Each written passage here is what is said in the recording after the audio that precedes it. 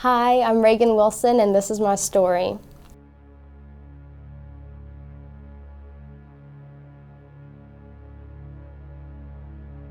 So I always grew up in church. I was the typical church kid. My parents dragged me to every church event. I was there every Sunday morning, you name it, I was there.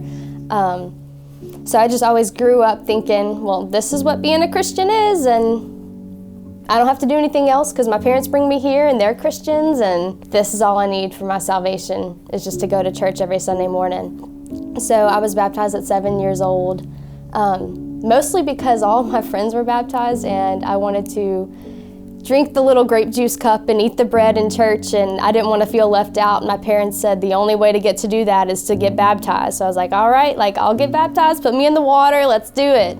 Which, looking back on it, I had no clue the desperation I had for the Savior. I'd grown so numb to hearing Jesus' story of how he died that I had forgotten that he died for me and my sin. And I just lost sight of who I was and what I was supposed to grow up to be, which was a follower of Christ.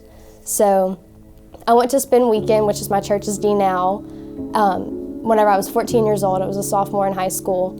And that Saturday night, the gospel just sounded so much sweeter than it's ever sounded before.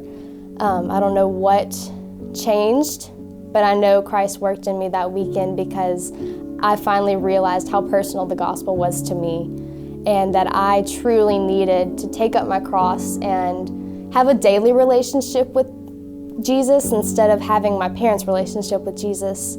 I thought that salvation was the end point. I thought salvation was the end of the testimony, and that's, now I'm saved, and now I just get to be a Christian, and it'll be easy and fun. And then, I realized that that's not the case at all.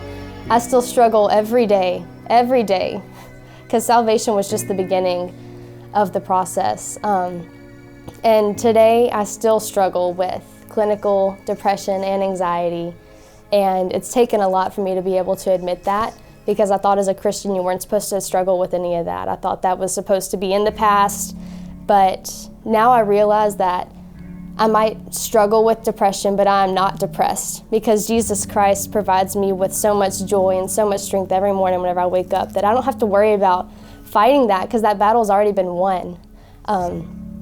So Jesus is still doing so much in me and still working in the people around me every day, because the story of Christ is not over yet. And that's a really beautiful thing to remember. So that's what Jesus has done in me, and I know his story with me isn't over yet.